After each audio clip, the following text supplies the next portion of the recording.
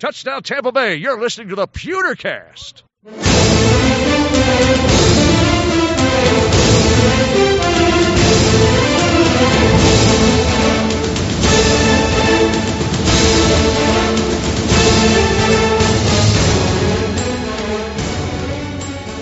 Welcome to the Pewtercast. I am Brent Allen, your host, and we are here. We are back at it, getting into the swing of things for the 2018 season. Today is August 27th, 2018, and this is our initial 53-man roster episode.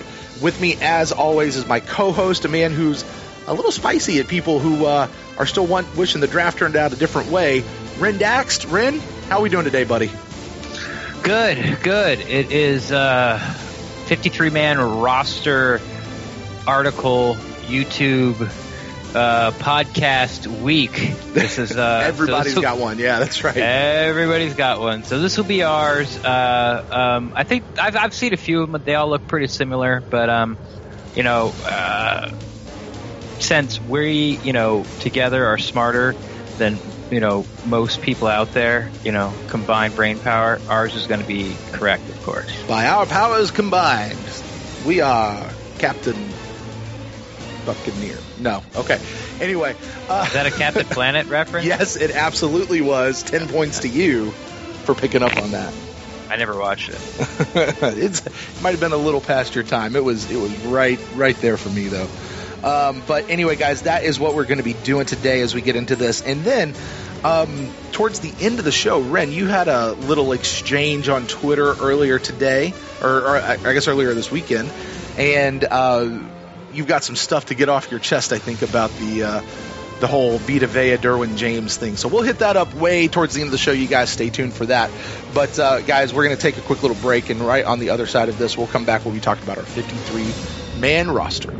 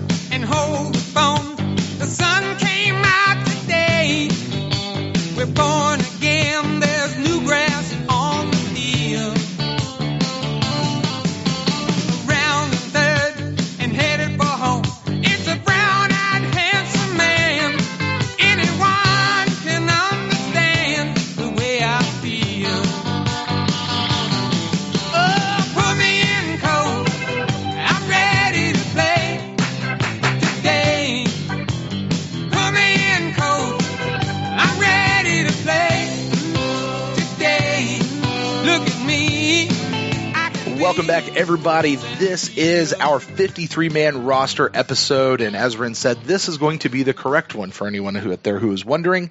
And for this episode, this is going to be a real simple episode, Ren. We'll just run through the positions. We'll talk about who we think is going to make the team. You may have a thought. I may have a thought. We'll discuss the differences that we have there, and we'll kind of move through that. Now, there are a couple of question marks as we go through. Some of them we might be able to answer today, like another one, like the Jameis Winston situation. Jameis doesn't count towards the 53-man roster for the first 3 weeks. And by the time we get to the third week, this roster will have changed a few times. So we may or may not, discuss him or what happens when he comes back, just because that's too far out. But there are definitely some other situations, and we'll figure out that as we go. So, Ren, you ready to get into all this, man? Let's roll. All right. Well, let's start off right at the top. I don't think there's really going to be any question to this, but we'll start with the offense. We'll start where we always do, at the quarterback position. Ren, how many we keeping? Who you got staying on the roster? This one's pretty straightforward. I got two, and of course it's the Ryans. The Ryans. Ryan squared. Ryan squared. The Ryan, by the power of the Ryan. What did you say? We become captain quarterback? By our powers combined. By our powers combined, we become the two Ryans. Yeah, Ryan Fitzpatrick, Ryan Griffin. there's no debate to this. There's no talking about it. Mm-hmm. That's it.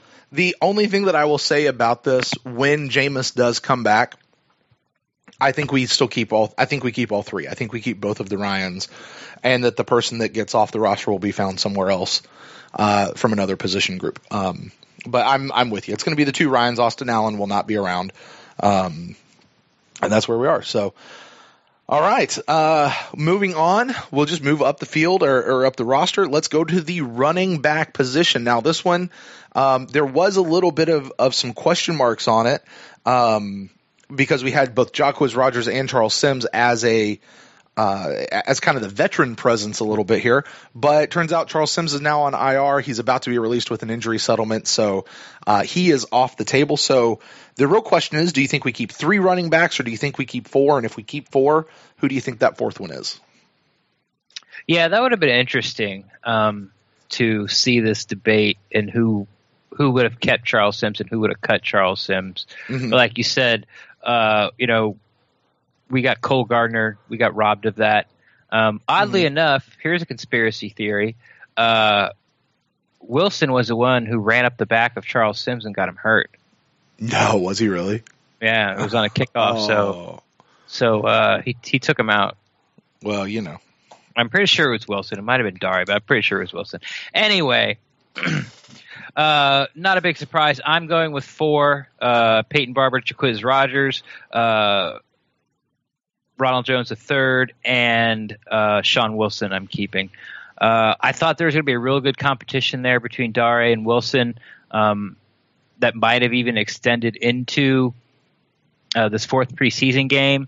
But with his kickoff returns that he had in the Detroit game, and Dare, sort of being far behind. And here's the if everything being equal, you sort of look like this. Like, you got Peyton Barber and Rodgers. They're kind of the same back, They're power backs with a little wiggle. Then you got Ronald Jones, which is a wiggle back with a little power. And if you went with Dare, that would have gave you another power back with a little wiggle. And then Wilson, I think, is more in the mold of Jones. So now you have 4 backs, and the 2 of them have different, have similar playing styles. So if one gets hurt, if Ronald Jones got hurt, then you're like stuck with 3 power backs. So I think it's just a little more versatility. But even that being said, like I said, Sean Wilson, I think, won that job in the Detroit game. Yeah, I wholeheartedly agree. And I've got Dare down as one of my 10 practice squad guys. So I do think he'll still be around unless he gets plucked and gets claimed off waivers. But as far as the actual 53-man roster, I agree with you. I think it's 4, and I think it's those guys. The only thing that I'll say to this is, to me, the Jacquizz Rodgers versus Charles Sims debate was closed a couple of weeks ago when I was at the premium walkthrough.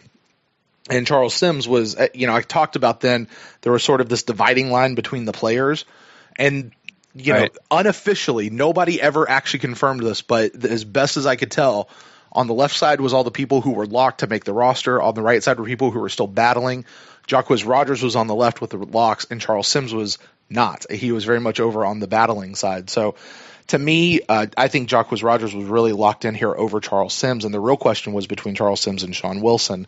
But since Charles Sims is gone on IR, I think that just makes it a real easy decision for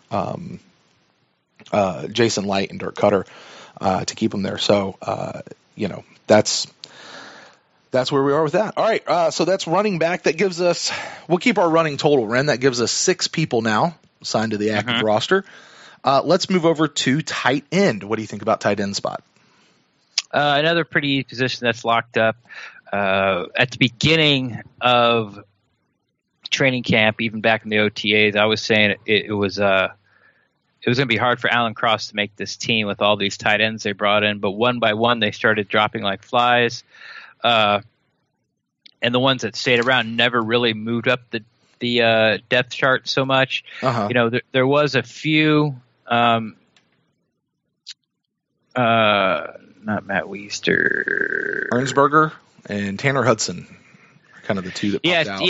Yeah, Tanner Hudson had, he had some nice catches in training camp, but then, as we've all heard, where Greg Allman asked about Alan Cross being a bubble player, and Cutter flat out said, no, he's not a bubble player. So that put him in. So it's the 4. It's, of course, O.J. Howard, Cameron Brate, Alan Cross, and then Anthony Auclair, who's getting a lot of playing time with the ones on short yardage and power running games. So that's what I got. I got those 4. Yeah, I have the exact same 4. And I did put Tanner Hudson on my practice squad because I filled that one out just to check it out and see. But I did see that Ernsberger, I think, got released on. He got injured wave. Yeah, injured wave. So yeah, I agree with you. So that's going to give us another 4. That brings us up to 10. 43 more people to go, Ren. Let's go to what I think in my mind is probably the biggest question mark on the offensive side of the ball, the wide receivers room. What are we doing with the wide receivers room? I kept 6. And, of course, the 4, as like the tight ends, the big 4, Mike Evans, Deshaun Jackson, Adam Humphries, and Chris Godwin. Everyone seems to be in agreement, and I have been as well. And even the only reason I thought Justin Watson, the kid, the draft pick out of Penn, wasn't going to make the team was they were going to give him that redshirt year. Because Jason Light was gushing about that guy anytime he gave him a chance. But with his performance in the preseason, I think he's locked up that 5th spot. And then I'm giving the 6th spot. I'm giving it to Freddie Martino. A little bit of base off Bobo Wilson's kind of a one-trick pony. I thought if he was going to make the team, he was going to have to catch on as a return guy. I think that's been locked up by Wilson or Sean Wilson, I should say, the running back. And, he was injured sort of like in the 2 pivotal games where he was supposed to show up. I think he actually did play in the Detroit game, but he didn't play with the Austin Allen crew. Right. Yes. So he missed the second game and then didn't get in till 4th quarter mop-up duty. So I'm giving 6, and I'm giving Freddie Martino because Dirk Cutter likes him, trusts him, plays a lot of special teams. And even though he did have that drop, he's normally, a reliable receiver. And, he's big and he's athletic, and he be hard-pressed to find a better 6th receiver. Yeah, and for me, I have always kind of been leaning towards 6 wide receivers, and it wasn't until I went through this exercise of really listing everybody out because the question was always, well, how do you keep 6? Where do you pull that extra person from? And we'll get there later. But as I went through, I was actually surprised at how many people I was able to keep and still wound up with a 6th wide receiver. It just made the most sense. And really, these last 2 spots, what we're talking about at this point is special teamers and who comes in, for depth. But mostly we're talking special teamers. So I'm with you right down the line. I got 6 people, and it's the exact same 6. I had Justin Watson. And the Bobo Wilson thing, I think you're spot on. Regardless of my own personal opinion, just observing what happened, I think you're right. The injury to Wilson or whatever it was that knocked him down just shows us that I think that just shows us into the mind of Dirk Cutter and Jason Light that they're leaning more towards Justin Watson over Bobo. I did put Bobo back on my practice squad if we can get him back, so we'll see. Playing football in practice squad's better than not playing anywhere. So, and I do have Freddie Martino. Now, all things being equal, right? Like, let's say that this, by some chance, and it's not going to happen, but by some chance, this was the 53-man roster when Jameis Winston comes back in 3 weeks. To me, Freddie Martino is probably the guy who gets cut to make room for Jameis Winston over everybody else across the roster. But like you said, this thing's going to be churned up so much. There's no way to really predict that from here. But I'm with you. All right, so that is 16 then players, and we now move to the last position group on the offense. That's our offensive line. Ren, how many you got? Who you keeping? I got 9. How many do you have? 9, because that's the magic number that we've been told for years. Good point. I think mine's going to be different from yours and from a lot of people's, and I'll explain why. Starting 5, Donovan Smith, Ali Parmet. Who's that guy? New player. Ali Marpet, Jensen, Dot, and Beninock. And then maybe Beninock, Alex Kappa wins the starting job. I don't think so right now, but he's there. Evan Smith, who can play center and guard, and actually might be the starting guard in New Orleans. But I think this is where I'm going to differ from everybody else. I'm going with Leonard Wester. I know he's been hurt, but he's been back at practice for a couple days. I think he actually he was back at practice the day before the Lions game. So he's been back. They've liked him. Couple years ago, they paid a lot of money to get him a camp as an undrafted free agent. He was the first off the bench at the tackle spot when Dot went down. And he was having a good camp before he got injured. And I'm going with someone who's injured right now and hasn't played and hasn't seen a lot, and people might be shocked, but I'm going with Cole Gardner. Interesting. And here's the reason why. Everybody's talking. I'm sure everybody thinks that Ledecky, just kidding, Leedkey, should make this team. But all Dirk Cutter's talked about him is how he's gone out there and compete. You know, he hasn't praised his play. He just says that he's gone out there and competed. You know, he's trying to make himself more versatile by, giving up on the guard spot and going to play tackle, which tells me that he thought that he couldn't make the team as a guard. So I'm going to go out there in these last few weeks of training camp and try to make the team as a tackle. And I thought he did very well, and I thought he showed up great. But I just I just haven't felt that Dirk Cutter was applauding his play. He was just applauding him for not getting his quarterbacks killed.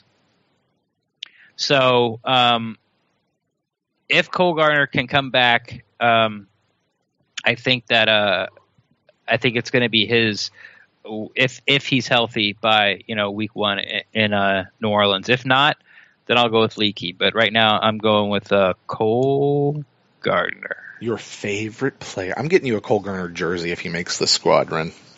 I'm right down the line with your second lineup, and that would obviously be the starting 5: Donovan, Alley, Ryan, Beninock, and Dot. And then obviously keeping Evan Smith and Alex Kappa. I think those are – I really thought that we might cut Evan Smith, like that we kind of brought him back more for a training camp deal, bring a veteran presence, and then let him go. But I don't think that's going to be the case, especially since we really don't have a true another backup center. I thought it might be Ali Marpet, but he's so far down the line. So Evan Smith's going to fill that role. Alex Kappa, I think, is going to make the squad no matter what. Just draft status, he's going to make. So it leaves us 2 spots, right? And what I kind of want to do is I want to do Leonard Wester because I agree with you. I think his injury is not going to affect his spot on this team. And he pretty solidly locked up the 8th or 9th roster spot on the offensive line last year as well. So I don't think that that's affected him. So the other person that I wanted to put in here was Adam Geddes. I think he's had a good camp. I think he's had a good showing. But he's a guard. And he's not a tackle. And when you look at it, I'm right there with you. Yeah. So he deserves to make the team, but he's a third backup guard. You can't carry 5 guards and 3 tackles. Exactly. And with obviously with Smith and Kappa both being guards, we don't need another guard, right? So I put Leedkey in there, and that is based on his performance out of this last game. However, if Cole Gardner is back and he is healthy, that might be a position to watch in this final preseason game. I don't know if he's going to be. I did put Cole Gardner back on the practice squad, though. But he is, and actually I put Cole Boozer as well. Both offensive linemen back on the practice squad. So we'll see. We'll see where that goes. But I did have Leedkey in as my 9th offensive lineman, just based on the strength of this last preseason game against the Lions, which is really all the information we have right now. So you and I are in agreement, pretty much, I think, down the line with most of these things. Really, I think, with the exception of that very final offensive lineman. Before I turn the page, just because it's how I have it listed here, the next unit we'll move on to. That's 25 people, by the way. Special teams. Let's go ahead and talk about special teams before we get to defense, because I think that's going to be a real interesting conversation over there. Kicker, there's no question it's Chandler Catanzaro. Dog Gonzaro. Did he make that tackle? Yeah, he did. Oh, yeah, I saw that. That was cool. That's Chandler Dog Gonzaro. There you go. And by the way, for the in case anybody hasn't heard or doesn't understand, we do know that Catanzaro did miss another kick in this last preseason game. However, it has come out and been very well talked about that wasn't his fault. The ball was snapped low. It wasn't placed down right by the time his foot was there to kick the ball. So, the powers that be are really giving him a pass on that one and kind of giving it back to him. So Chandler, he's been fairly good. He's not going to be perfect, guys. Just understand that. Don't beat him up every time he misses something. We don't want him to miss a lot. We can talk about that if he starts missing a lot, but he isn't going to be perfect. No kicker is. Our punter is Brian Anger. There's absolutely no question about it. There's not even another competition for that spot right now. What makes this conversation a little bit now interesting is that long snapper spot, because the Bucs still have Drew Ferris on the roster, but they brought back our long snapper from a couple years ago, Garrison Sanborn, and he is now on the roster at least through this final preseason game. So, Ren, I think the question is without having seen a game and without having seen what they do, what are you kind of leaning towards? Are we going to go back to Garrison, or are we going to keep Drew? I went back to Sanborn. I did. Because he's played like 9 years in the league as a long snapper, and to do it that often, you got one job and he can do it. I think I heard he's never had a bad snap. Like in his 9 years, he's never had a single bad snap. Yeah, that might be true. And Drew Ferris is a rookie. It's such a specialized position that you can't have a bad snap. Right. Especially in preseason. And since he doesn't have the track record, obviously they brought him in there, I brought Sanborn in there to take a look. And I just think if you have the money, the cap space, and you think you're comfortable enough of signing players later on in the year because guys go on IR and you bring guys up and down and put people in the practice squad, or maybe you sign like a vet that's been hanging around, I think can help you on the 53-man roster. If you got that money, go with the proven commodity. And I think at the end of the day, Sanborn's, they're going to give to Sanborn just to make yourself feel better. Mm-hmm. Yeah. There was nothing wrong with Ferris until that one snap, and it's like, okay, well, you are a rookie. Right. So for me, I got to tell you, I'm 50-50 on this one. I really am. And if you made me put my chips down and pick one, who I think they will go with, I think is Garrison Sanborn. Who I think they should go with, probably, maybe, again, being 50-50, I think might be actually Drew Ferris. And I'm going to go, and as you mentioned, Drew Ferris is a rookie. They had Garrison Sanborn in here. They let him go. Who was the guy before him? A guy whose name I like to say a lot. Who was that? Yeah, he had a fun name. It doesn't matter. But they've kind of had this little veteran thing going back and forth in that, and they obviously brought Drew Ferris in because on the one long snapper is one of those positions that you can have on your team for 15 years and just never ever have to worry about. And I think they felt like they might be doing that with Drew Ferris. So do you abandon that in a rookie who has one bad snap in a preseason game? I don't know. I don't think you do. Andrew DePaula. There you go. And so bringing Garrison Sanborn back, to me, like what I wonder if they're doing, they might just be giving it to Garrison Sanborn and saying, sorry, Drew, you're out. That's 100% likely. However, what they also might be doing is just bringing Garrison in to kind of, I don't know, coach him a little bit or teach him, like put another person kind of around him. Just for like this last little week at camp and say, hey, what's going on here? And can you fix this out? And oh, by the way, Garrison Sanborn, who has not been signed by the league, let's give you a chance to put a little bit more tape out there and maybe you get picked up by another team as well.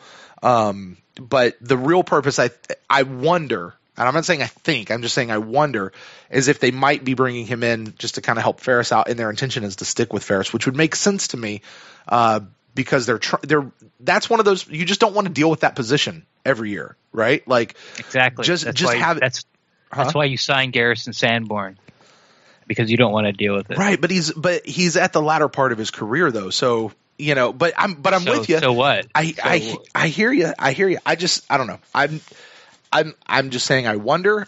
That's why I'm 50-50. Like I'm not just 50-50 on. I think you want Ferris to get the job, and you're trying to make up some situation in your head why it is.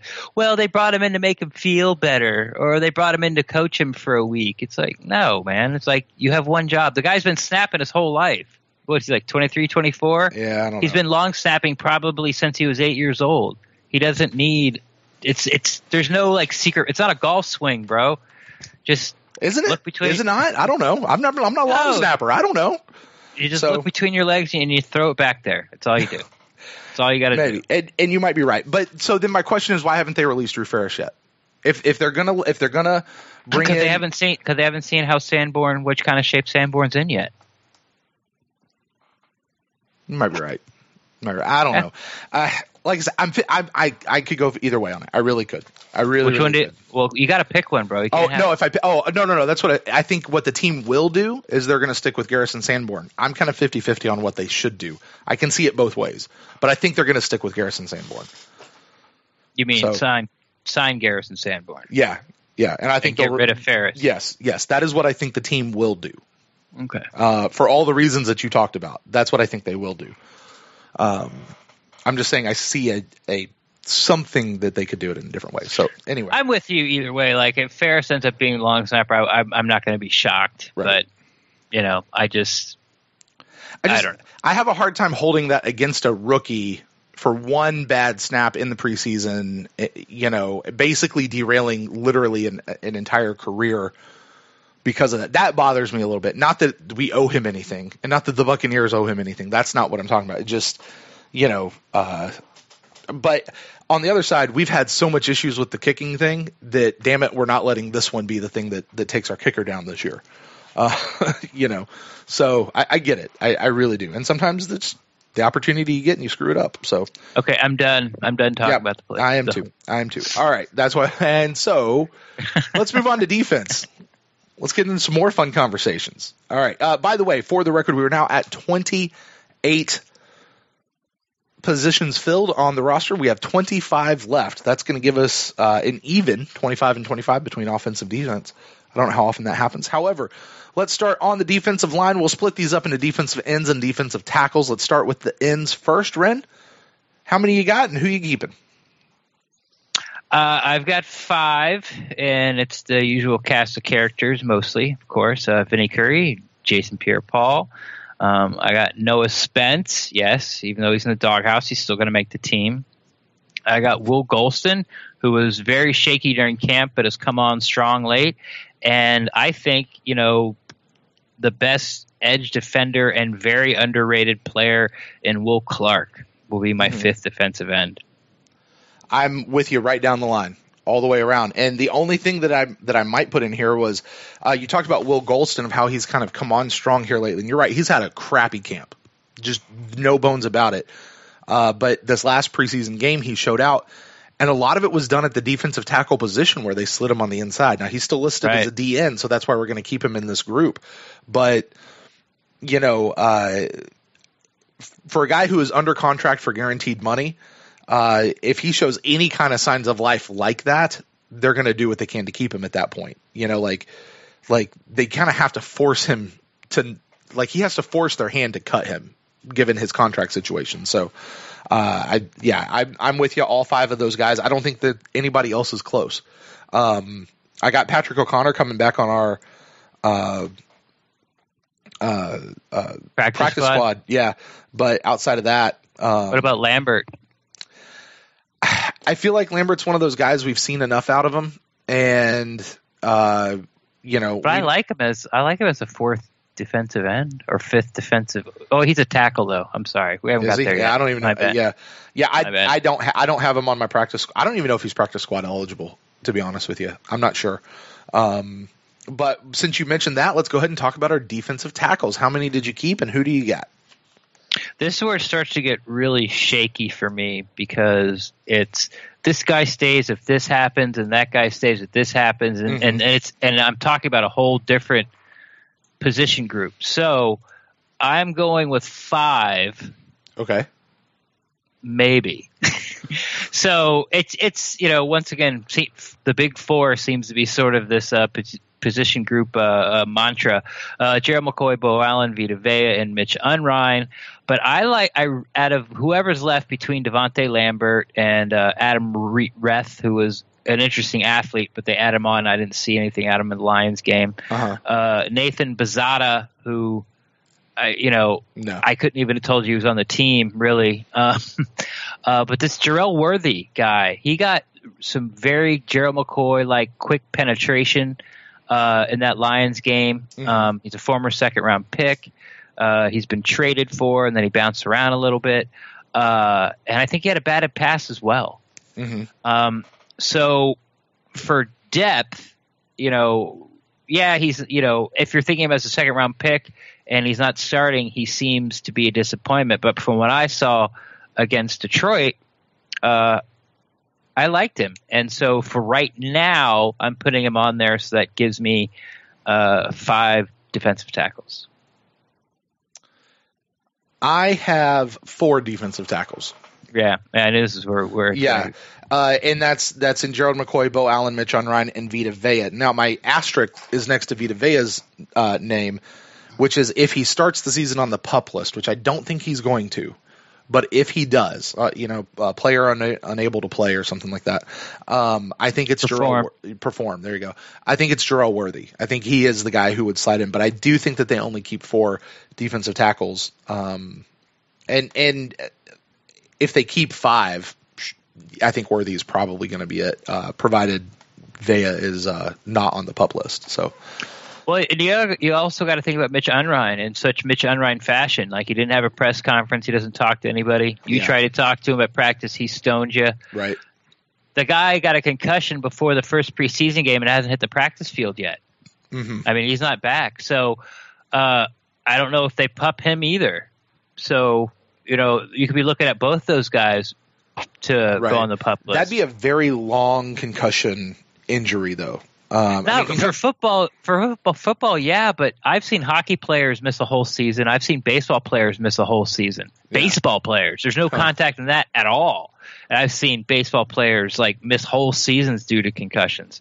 I was sort of discussing this, a couple nights, maybe it was last night with Cheryl. It's just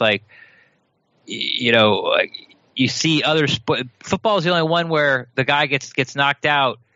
And then he's back at practice. Like, say he misses the second half of a game, but he's back at practice. Some guys take a little longer, but I mean, in other sports, like I said, I've seen guys miss whole seasons. So, the lack of, I guess, I don't know if it bothers me or not. The lack of I guess, information about Unrein. I mean, even if you ask, they're not going to tell you because it's preseason. They don't have to disclose injuries, but yeah, so I'm also looking at Unrein to possibly pup list. I don't think Vea or Unrein get pupped, but possibly. But even though if those guys don't, right now I'm putting Worthy on, and I think you'll see Jarrell Worthy on my list, and I think you'll see why the next position group. And what do you think about Devontae Lambert? You think he's just off? I think it's a numbers game. I want him on the practice squad. Like you said, I'm not really exactly sure if he's eligible. I actually went and looked at the practice squad eligible rules, and they're not exactly straightforward. What you have to do is, it's like you can't have 2 accrued seasons, but an accrued season means you've at least been on the 53-man roster for 2 games or 5 games. And then it's a lot of information where if you had sort of Lambert's stats in front of you could figure out. But since I didn't, I was like, and I really wasn't looking for Lambert anyway. But he's sort of, he's on the bubble somewhere. But I think it's just a numbers game with Lambert. Like you said, it was like, we know what we got. You'd be great for depth, but hey, we have better depth. And just one of those spots where at the end where you're always looking to get replaced, and I think it happened to him this year. Yeah, I do have Patrick O'Connor going back to the practice squad. We had him on the practice squad all last year, so I just feel like he's going back to that. Adam Reth, I think, is another interesting practice squad guy. We'll see. He was certainly a late addition during camp. So you've got you have 10 defensive linemen. I have 9. I think is where we're leaving this. for how we're doing it. So, all right. So moving on, we'll just go front to back. We'll do the linebacker spot. How many linebackers you got us keeping, and who you got? I've got 6, kind of. Me too. Adarius Taylor, Quan Alexander, Levante David. They make the team. Kendall Beckwith, is he going on the PUP list? Will his ankle be better? I mean, when we were out there at training camp, he never had a boot on. He was never in crutches. He looked fine. It almost looked like a soft tissue injury by the way he was moving around and stuff, where he had no scooter, no crutches, no boots, no nothing. But, it seems like week after week is clicking off, and it doesn't seem. Right. His injury was a car accident. He broke his ankle in the off season, like early in the off season, like April or something like that, right? Yeah. He was a passenger, and his friend hit a tree or something. It was like a one-car accident, and he broke his ankle. Yeah. But he has been at the facility. Like, we saw him. Oh yeah, he's there all the time. Yeah, he's there. He's out on the field, and then so you go from Beckwith. Now you go to Devontae Bond, who is, I guess, our version of Mr. Glass. The kid just can't stay healthy, right? And he can't stay healthy. It's like he comes out, he gets hurt, and he's out for like a really long time, and then he comes out, plays a few games, and he gets hurt. It's the same thing. He was in the Lions game for like 3 plays, hurt his foot, and now he's in a boot. It's just. I don't think he's going to be pupped, but that's something you got to look at too. He was a draft pick for us a couple years ago, wasn't he? Yeah, he got redshirted his first year, and then last year he did get some playing time with all the injuries at linebacker. Right. He came in with VH3 and those guys, right? Yes, I believe so. I believe so. And then I got Riley Bullough making the team. You got Riley, huh? Because I'm putting Jack Sitchie on IR. Oh, you're redshirting him, huh? He's my red shirt guy. The only time I've heard anybody talk about Jack Sitchie is when he got his brace off. He's a good player. We like his progression. He's smart, but never about his play. Okay. I think that they like him. It's the same thing with like a Bell, Bond, and Tui Kolovatu. It's we like him, but you're just not where you need to be to make this team. But we believe in your upside, so we're going to redshirt you for a year. And I think that's where Jack Sitchie is right now. And you feel like Riley Bullough has advanced enough and improved enough over last year and through this offseason? Well, who are you going to put in front of him? The only guy you could really make an argument for, honestly, is Cameron Lynch, which I have on the team if Beckwith gets pupped. Or Bond gets pupped. So for the record, your notes and mine look exactly alike. Just really? You know, yeah, you and I are 100%. Wow, I'm just giving you some shit here, but it's no. This is 100. I am all the caveats that you put there. Like you're taking them off, and I'm going. You're reading my notes. Stop it. Because I have nothing to talk about. No. All right, moving on. Cornerback, because you just said but I had 6 linebackers. All right, and here's I had 6 linebackers and. The exact same. Devontae, Quan, and Adarius. Kendall should be coming back, but if he gets popped, I think we keep Cameron Lynch. Devontae Bond's that big question mark. I think Jack Sitchie is going to. I don't know if they're going to IR him or just let him go to practice squad. That's the only caveat. Because I think our IR redshirt guy officially at this point anyway is Sergio Bailey. Because they just put him on IR. I don't think they're going to injury settle him. They can IR as many guys as they want. Yeah, but they can only No, they can IR as many guys as they want. Can they? Can they? Yeah. But I mean, they can't do that to too many guys. I mean, I guess if they're legit injured. So I'm pretty sure they can IR as many guys as they want. I don't know. If Sergio Bailey. I don't know. I think the wide receiver core is so deep, and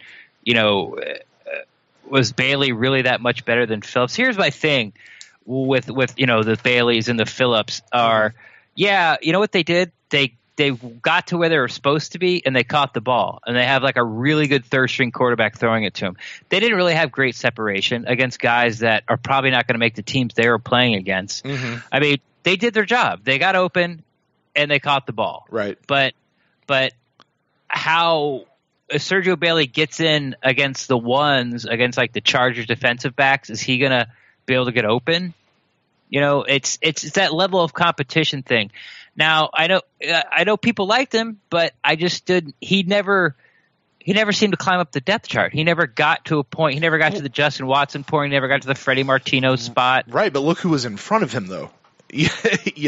So that's where I right, but they're going to be in front of him next year too. That's what I'm saying. These guys, maybe Deshaun Jackson. Sergio Bailey. I mean, for the right, Sergio Bailey is also a practice squad guy to me. I mean, prime candidate for practice squad, except for the fact he got IR'd, so now he doesn't have to count against the practice squad either. If they IR him for the entire season, so we'll see how he goes. But I'm with you on all that. Like he never climbed in front of everybody else to be somebody. Like even when people started getting excited for him. I just never thought that he. You make a few catches doesn't mean you're going to make exactly. That's all I'm saying. Now the Riley Bulla thing, and I really went back and forth between Riley Bulla and Jack Sitchie on this. In my head, the conversation was, well, Jack Sitchie is our draft pick. He's got a little bit of draft capital in him. The potential upside for him seems really amazing. But when I sat back and then I sat back and I just thought, man, Riley, I still have Mike Smith's from Hard Knocks last year ringing in my head of that's why he won't make this team. And there's so many people like Joe Dirt, so many people like Riley Bulla that like are using my Sergio Bailey argument against me? Kinda, I guess. But when I observe what's going on in practice, when I observe what's happening in the preseason games, and at this point we're talking about special teams, who do I see out there on special teams more is Riley Bulla. Riley Bulla is the guy who's out there getting the work in special teams. And so that, to me, more looking at what I think the Buccaneers will do, I think they're keeping Riley Bulla over Jack Sitchie. Though I think the only difference is I think I would honestly prefer Cam Lynch over Devontae Bond.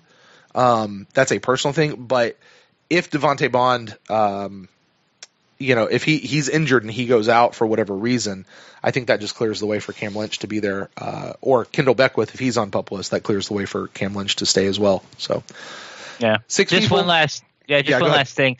I don't think Sitchie will last on the practice squad because a lot of people had him projected as a third rounder. And people are gonna take the chance to pull him off the practice squad and put him in camp. You can always cut him later. Right. So I think that's why IR is the safe bet with him. If you want to protect him, that's what the Bucs need to do. Mm-hmm. All right. Agreed. All right. So that's going to give us, we're both, let's see, I'm sitting at 15 people. You're at 16 people. So let's see what you got for cornerbacks. How many cornerbacks you keeping and who you got? I got 5. No surprise. You know what I was before you go there. What I was surprised when I got to this, because I also have 5. I was surprised it was 5 and not 6. And then I started looking at it and went, "Oh, that's why it's 5." And I'm sure we'll talk about that. But go ahead. Yeah, VH3, Brent Grimes, Ryan Smith, Carlton Davis, and MJ Stewart. Mm-hmm. Plain as day. I think that might even be to the chagrin of a lot of Bucs fans. I think there's a lot of people who are hoping that Ryan Smith gets beat out by somebody and that he's not on this team, or they're thinking he's not going to be on this team. And looking at who we have as cornerbacks on this team right now, Ryan, as I think you've said it several times right on the show, Ryan Smith's our 5th best cornerback. We'll keep at least 5 cornerbacks on this team. It's more of it's. He's definitely now on the spot. We'll see how he does this year, but he's definitely in the spot where you're looking to be replaced. Like as soon as they find a better solution, a better player there, I think you're a draft pick. We want to give you time to develop. Like all that stuff is over. It's fish or cut bait with Ryan Smith. And I would, I like JV and Elliott better than Ryan Smith. The problem is he can't play. He doesn't play outside. Right. And you can't keep 3 nickel slot corners. You can't. Right. Especially when you have Justin Evans, who's been taking snaps at nickel slot as well, moving up and taking that. So, you're absolutely right. So I'm with you on those, and I'm with you on the exact same 5. And sorry, Javian, and you are not practice squad eligible. I checked on that. Yeah, and here are the guys that are behind him. Devontae Harris, we just picked him up, I believe, from the Saints. Saints fans were not upset about that at all. Right. That let him go. He got toasted. He did have one pass breakup last game, but he got toasted, I think, the game before that a lot. Amari Coleman You ever heard of him? No. Mm-mm. And Marco Myers, who hasn't shown up at all. The only thing that was cool about him was because he was from Lakeland, the Lakeland Fire. He was Right. part of their first football team ever, and that's all. He got some run at the beginning of training camp because of his story, but his plays hadn't shown up, and it's. Yeah. I guess if you really dislike Ryan Smith enough, you can make an argument for Devontae Harris, but honestly, neither of them are starting outside corners. They just aren't. No. So I do have Myers on my practice squad list, which more was I figure we're going to have a cornerback on our practice squad. Looking at the list of who's there and who's available for practice squad, he's kind of the only guy, So, by the way, I even though we drafted 2 corners in this past draft, I would look for cornerback to be one of our top picks in the next year's draft. And I'm not getting into mock drafts right now. I'm not. I'm just saying, looking at what we have right now, going, there's still some issues there. And I tell you, there's depth issues, right? And we take an injury or two to that squad right there, which we probably will over the course of the season. And Grimes probably isn't coming back next year. And yeah. I don't have a crystal ball or anything, but I can damn near guarantee you. I'd lay 100 on it. He ain't coming back. So you and I got 5. So that leaves, Ren. That means if you're doing the math, you have 4 safeties, and that means I actually have 5 safeties. So let's get into it. Who do you got keeping at safety? I have 5 safeties. You have 5 safeties. My math is off somewhere. So okay, no, go ahead. Not. No, it's not. I have a 54-man roster. Oh, okay. Your math is off. Apparently, Ren's changing the rules. Well, that's where it gets back about who's getting pupped on the defensive tackle and linebacker. Sure. That's why I gave all those caveats. Yes, it's officially a 54-man roster, but if I had to cut somebody, well, let's do safety first. Okay. All right, Chris Conte, Justin Evans, Keith Tandy, Jordan Whitehead, and special teams captain Josh Robinson. There you go. Big shot. Yeah, everyone's got exactly. That. Yeah. Mm-hmm. Yeah, Josh Liddell actually showed up a little more for me than Godwin Igwebuike, but no one's even. And Isaiah Johnson really had a bad game in coverage wise against Detroit. He's listed a little ahead of Josh Robinson and Jordan Whitehead on the depth chart, quote unquote depth chart. But it's those 5 guys. Yeah. All right, so that's it. That's the guys that we have going through. And I'm not going to go through the entire 54-man roster and recap that for you. But Ren, looking back at our whole list, there's really this year more so than any year that I've done this. I feel like there are fewer bubble players on this roster than I've ever seen at this point. At least since we've started doing this podcast. So I think Go ahead. It's just because our depth is better. Yeah. And where you sort of make the cut. The hardest one was wide receiver, because 5 was an acceptable number, but you're like, well, the gap between Martino and everybody else is kind of, there's a big gap. The defensive ends after Clark, there's a big gap. Same thing with defensive tackles. Linebackers are still kind of piece. I don't think really have the depth. I think after the big 3, they're all sort of kind of the same. Yeah. That's because Beckwith isn't back yet. You could say it's like the big 4. Right. But it's sort of clear cut. It's like, hey, look at these guys. These guys are all good. I want them on my team. And it just happens to match up with that's the amount of people we should keep. And, everyone else is then there's a gap, and those are the guys are going to make the team. It's matching up perfect. We're like years past where we would have okay, I like these 3 wide receivers. Now I got to pick 3 more off of these 6 guys, and they're all kind of the same dudes. So we have one more preseason game coming up here, Ren, before all of the big cuts come down to get to that first 53-man roster, right? Right. There's really not that many battles at this point that are going on. And you still hear people, I just saw a tweet come across my phone just a second ago, Greg Allman, Riley Bulla, who's competing for that final roster spot. I would say that of all the positions, linebacker probably is one of them that still has a little bit of competition. But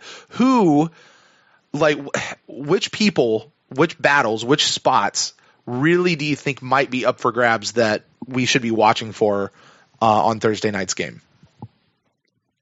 The last two offensive line positions.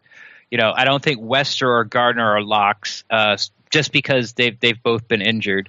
Like we both said, you have Liedtke in there. I wouldn't be surprised if Liedtke sneaks in there. The long snapper position, not sexy, right? But we could see it going either way. I think the long snapper position will be told by simply who gets trotted out there. To be honest with you, I think Dirk Cutter said they're both going to snap in the game. Okay. I think did he say that? I didn't hear him say that. Well, I think he actually said. I think he said Garrison. I couldn't really hear the question, but the gist of it was like, who's going to snap in the game? And I think he said, I'm leaning towards Garrison, but they're both going to snap in practice. Maybe. Okay. I don't know. Don't quote me on that. And then linebacker. I know I keep talking. I haven't keep talking, but I put Jarrell Worthy in there, but. Who is not a linebacker? He's a defensive lineman. Defensive tackle, yeah. But he's no way close. He's not. He can't be. He's not practice eligible. Like right. That went out the window like 3 years ago. So it all depends on. It really depends for Worthy for me to make the team. I'm going to watch him. I'm going to see if he does enough where it's like, hey, let's put Sitchy on IR and we'll just run with 5 linebackers because we want that fifth defensive tackle for depth. He can do stuff for us. And it's basically he's sort of like an injury. Someone's going to get injured and we'll have a veteran, a guy that, can get in there and do stuff instead of pulling somebody off the practice squad like a Lambert. So that's what I'll be watching, I guess, is I think the linebacker spots are set. If they're all healthy, it'd be a lot clearer. But you're looking at linebackers who's going to be healthy on cut day. Like that's it. Yeah, I think. Yeah. Like Donovan Smith is his injury. What's going to happen with him due to his injury? I don't even think they're going to put him on the PUP, even if he can't go week one. No. Oh God, so you're not going to see that because what's the deal? If they go on PUP, they can't come back for like 6 weeks or 8 weeks or 8 games. Yeah, so they're not going to do that to him. So you can come back to practice at week 6, but you can't get on the 53-man roster till week 8. Ugh. So okay, yeah, so they're not going to do that. Yeah, that's why it's such. If it was like week 4, you could be like, right. This would be much more interesting.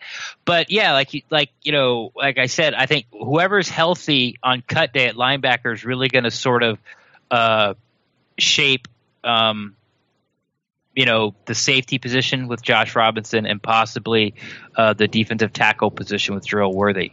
Yeah, and I think the most surprising thing to me out of there is just how much of it, to me personally, how much of a shot Riley Bulla actually has at making this roster, like a good shot, just given what else is going on. But to me, it's that linebacker position, watching who's going to fill in behind those big 4, and what happens if Kendall Beckwith and then Devontae Bond, are both out as well. I think there's that. And then, certainly I think we could look at the offensive line, but I think like the wide receiver spot, I think that's locked up. I really do. I don't think that's a big question. I don't think Bobo Wilson's got a shot at this point. Bernard Reedy doesn't have a shot. So I think that's really done. Tight ends are done. I think the running backs are done now with Charles Sims gone. That long snapper position, I think, is really going to be settled by who they trot out there. There's no other question. Done. Defensive end is done. Yeah. Cornerbacks are done. Yeah. Safeties are done, except for maybe Josh Robinson, who doesn't play defense anyway. Right. Like he's been here 3 years and he's never stepped on the field as a defender, only as a special teamer. Right. Kind of like, who's that guy? Sterling Shepard, not Sterling Shepard. Russell Shepard. Russell Shepard. He did get on the field every once in a while as a wide receiver, but he really was a special teams guy. So, but they'll keep him, I think. So, and by the way, it was Josh Robinson who, working with Brian Enger, pinned a ball inside the 5-yard line during the game against the Lions. So he's still doing his job. They're going to keep him still doing his thing. All right, fans. Well, you've heard it. I think the roster is locked. You heard Ren declare at the beginning, and I am in agreement with him that this is the correct roster. And we'll see what happens. All 54 players. All 54 players. And Ren, that's going to bring up the end of this segment. You guys stay tuned with us. We'll be right back on the other side of this break where Ren is going to get a little something off his chest. trading punches with the heart of darkness, going to blows with your fear incarnate. You never know until it's stripped away. The part of you has gotta die to change. In the morning you gon' need an answer. Ain't nobody gonna change the standard. It's not enough to just feel the flame. You gotta burn your old self away. Hold on tight a little longer. What don't kill you make you stronger. Get back up, 'cause it's a fallout. You can't change without a fallout. It's gonna hurt, but don't slow down. Get back up, 'cause it's a fallout. You know the situation can't be right, and all you ever do is fight. But there's a reason that the road is long. It takes some time to make your courage strong. Hold on tight a little longer. What don't kill you make you stronger. Get back up, 'cause it's a fallout. You can't change without a fallout. It's gonna hurt, but don't you slow down. Get back up, 'cause it's a fallout.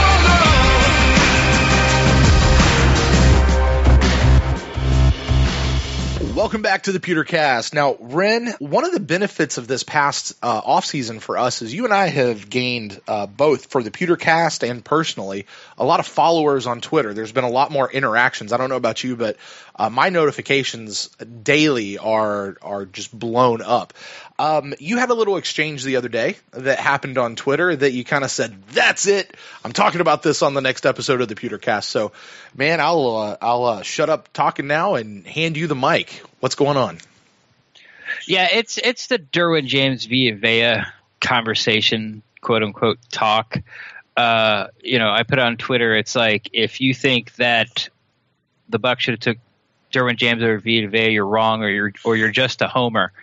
And as soon as I sent that out, oddly enough, I don't know if it's oddly enough, but people, they didn't necessarily at me, but people started putting out on Twitter, the people I follow, which are like 98% Buck fans. Mm-hmm. I felt like there's a little like backtracking. It was like, well, not that I don't think Vea is going to be good. It's just that I would have rather had Derwin James. The whole sort of conversations, changed because it was always, Light's so dumb. Like, why would we get Derwin James? Like, Vita Vea, he can't even get on the field. He's already a bust. We should have had Derwin James. But as soon as I threw that tweet out there, the conversation changed. Like, hey, and I don't want to say it was the same people either. I wouldn't say the same people are saying Vea was a bust. But the conversation changed to, well, I like Vita Vea and I think he'll be good, but I would rather have had Derwin James. And I just think that thinking's wrong. I mean, let's talk about it. How many times you've heard it once, you've heard it 1,000 times. How do you build your team? Front to back. Front to back. Okay. Mm-hmm. How many defensive backs has Jason Light drafted? Let's see here. Devontae Bond, does he count as back? No. Let's hear VH3. Carlton Davis. MJ Stewart. Yeah. Justin Evans. Yeah. Jordan Whitehead.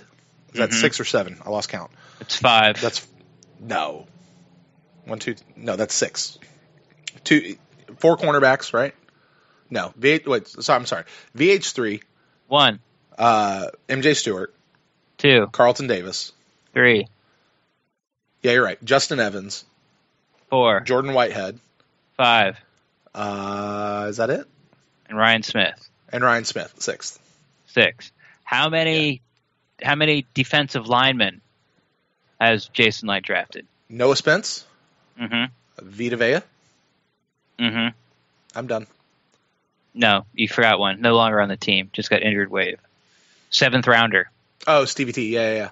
Stevie Tuigalovatu. Yeah. Okay. Does 7th round really count? Yes. Yeah. Yes, it does. Yeah. I know. I'm just. I feel like you're on my side here, Brent. Just a little bit. Yeah. Yeah. So if you're building it from the inside out, that would be the proper way, especially, and, you can make the argument that Carlton Davis and MJ Stewart and Jordan Whitehead were all drafted before where Derwin James could have been drafted. Mm-hmm. But, the secondary position and the safety position has been addressed 2 years in a row with Justin Evans and Jordan Whitehead. You could also make the argument that Vita Vea has more, or a defensive tackle, has a more of a chance to actually impact the game because he's closer to the ball and he's going to be involved in almost every play, whereas safety is not. Mm-hmm. Now, for those people that say, like I talked about in the beginning, where I just think it would have been better for the defense because the defensive backfield, I thought was something that needed looking at, and he could have been an impact player right away. Well, then you have to take the whole draft into consideration, especially if you said this. Okay, hold on. Let me stop you there because I think part of the conversation comes down to, so in your opinion, that Vita Vea, Derwin James, I don't think that there's much of a, well, there might be. As far as you and I are concerned, both are going to be impact players. Both people are going to impact, or could be. Well, I guess where my question really is going to is, who's going to be the impact player first? Like, who could help us, like, right now be a huge impact player? I think is a lot of times where this conversation comes down to. Right. But then if you wait till the draft is over and you see that they have addressed Jordan Whitehead, with the safety position, who looks, good, he's just not there yet, then you could also make the argument, well, he's a fourth rounder and, Derwin James is a first rounder. Well, Derwin James just cracked the starting backfield for the Chargers. Okay. Mm-hmm. To me, Derwin James is Julius Peppers. He's a great athlete. You can say that, people say you play him at 5 positions, which means both safeties, both corners, and, put him as a nickel slot as well. We haven't seen that. Like I said, he just got his first start. And, when he made that interception, that was sort of what was the impetus of this, that it started this whole thing. Oh, wow, look, we could have had that guy. I mean, that throw by Drew Brees was a lame duck. If you think that he did run over and make the play, he caught it. Barely got there on a lame duck. I put that interception as much credit as I give Ryan Smith interception against the Dolphins. Mm-hmm. It was just it wasn't his man. He wasn't covering anybody. It wasn't great coverage. But here's the thing: if you are somebody that's like, they should have addressed the defensive backfield, where are the Micah Fitzpatrick tweets? Micah Fitzpatrick was the safety out of Alabama, who, by the way, has been starting for day one with the Dolphins, who, by the way, has been playing different positions, and who, by the way, is a better pro-ready player, a more impact player from day one than Derwin James is. Like I said, Derwin James is Julius Peppers. He really doesn't have a position. Mm-hmm. They stick him at safety. He's an athlete back there. Micah Fitzpatrick is a pro-ready player, one of the best college players. Nick Saban said one of the best college players he's ever coached. So if you're going to say that, I'm not a homer, I'm just hoping that they should have done this, then where are the tweets when Micah Fitzpatrick makes a good play? And then you can make the argument, well, I'm a Florida State fan. I didn't watch, Alabama games. How could you not watch Alabama games? I mean, they're on every single week. They're in the Bowl Championship Series. I get wanting to watch your team. And by the way, Derwin James last year at Florida State wasn't good.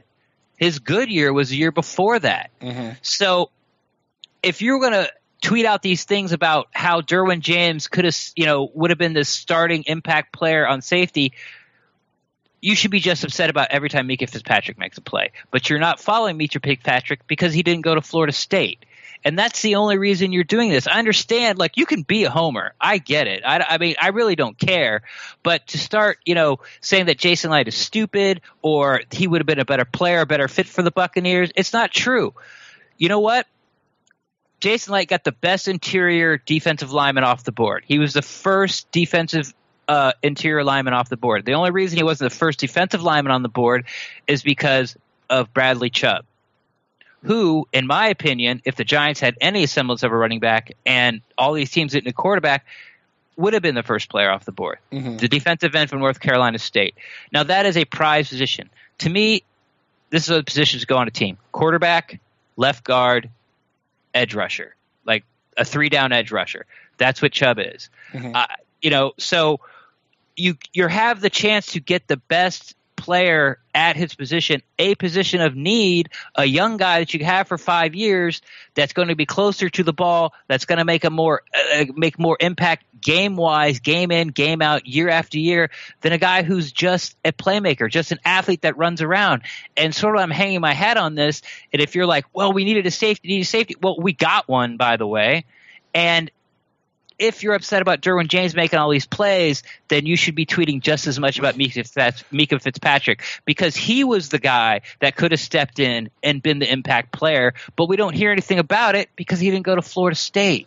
Right. And to kind of further your point a little bit about Jordan Whitehead, we got a guy who, at least according to some reports here in the offseason, is already challenging for the second starting safety spot. Now, he may not be there here game one, but talk is maybe by midseason he could be our, between him and Evans, those could be our two starting safeties. I wouldn't be surprised next year, like it's Jordan Whitehead, Justin Evans starting at safety. Right, because despite the recent praise that Dirk Cutter has given for Conti, Conti's only on a 1-year deal. And they keep only bringing him back on 1-year deals. And, as you so eloquently said earlier this season, they just keep trying to upgrade him. Now, he may be better than some fans think he is, but he's not as good as we really would like. You know what I mean? I'm not saying he's bad. I'm just saying he's upgradable. And, with Jordan Whitehead, that's a real possibility. That we've done that. No, I'm with you on all of that. Here's the other thing that I look at. All right, take Vita Vea out of the defensive line, right?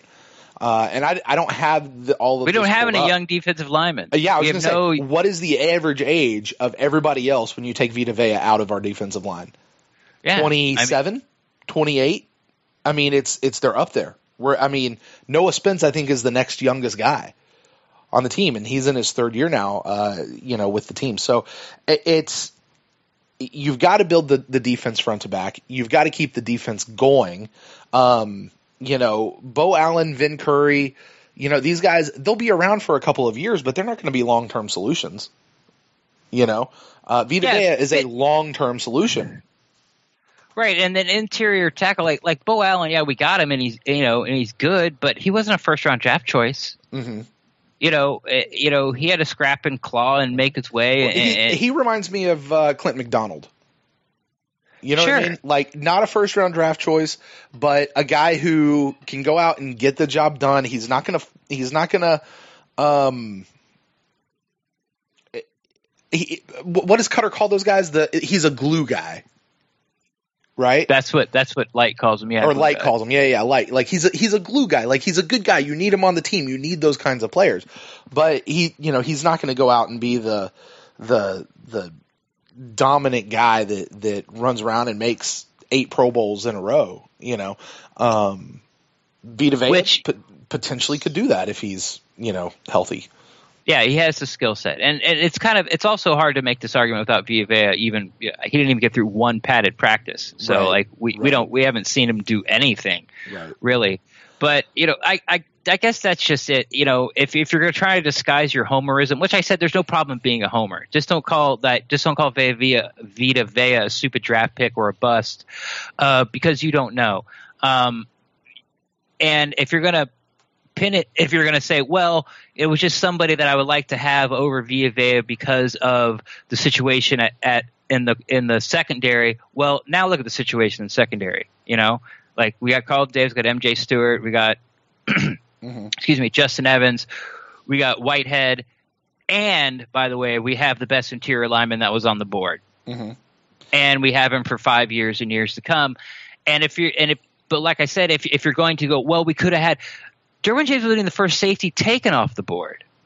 Once again, I'm going to go back to Mika Fitzpatrick. If you're like, we needed help, and this was the guy that could have helped us, he's not. The guy that could help us right away was Mika Fitzpatrick, and no one tweets about him because he didn't go to Florida State.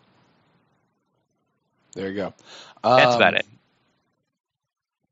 Yeah, I can't argue with anything that you said because I agree with you. Pretty soundly too. So, all All right, Bucks fan. Yeah. Oh, sorry. Yeah. No, and if go you ahead. disagree, feel free to tweet at me. I mean, I want to have conversations about this. Feel free to tweet at me, and or DM me or send us an email at thepewtercast@gmail.com. And that's exactly what you guys do. You want to talk about this, carry this conversation forward, we would love to be able to do that. You also can find us on all the social medias at The Pewtercast, facebook.com/ThePewtercast. And I'll say it one more time, thepewtercast@gmail.com. Ren, where can people out there find you if they want to personally further this conversation with you?